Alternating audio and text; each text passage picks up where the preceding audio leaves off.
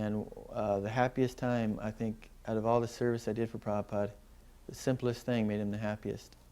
I was waiting for him to come up, and I took his Srimad Bhagavatam, 4th Canto, Part 4, and I was sitting in front of his desk, and I was just reading it, waiting for him to come up. And so that night he came up a little earlier than I expected. And so they just carried him through the circular stairs in the back. You carry him in the rocking chair. It's a tight squeeze, so only 2 people can carry him out. And they carried him right in. And as soon as I saw him, I put the book on his desk and did my obeisances. And Prabhupada asked me, "What are you reading?" And I said, "Oh, it's your Srimad Bhagavatam, Srila Prabhupada, 4th Canto, Part 4. And he just smiled like anything. And Tamal Krishna was standing there, and he said, "This is very good. He's reading in his spare time. This is very good."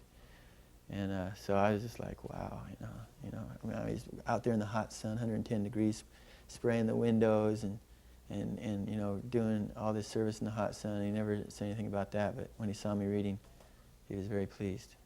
So all these devotees would be coming, and Srila Damodar Maharaj came, and he was a little distant. This was in the morning in the garden, and there was only a couple people there, devotees.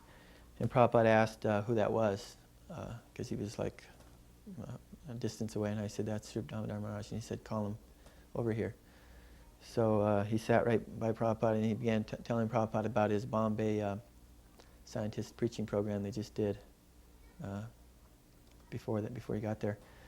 And Prabhupada, before he got there, he looked a little morose to me by my material vision.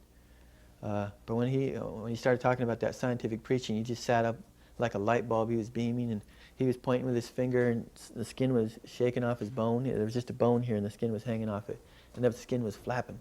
And he said, "Actually, I appeared in this world for 2 reasons: to establish Krishna as the Supreme Personality of Godhead, and to defeat these rascal scientists. And you are doing this. I'm very pleased." And he just went on for a couple hours talking about this, and he wanted this very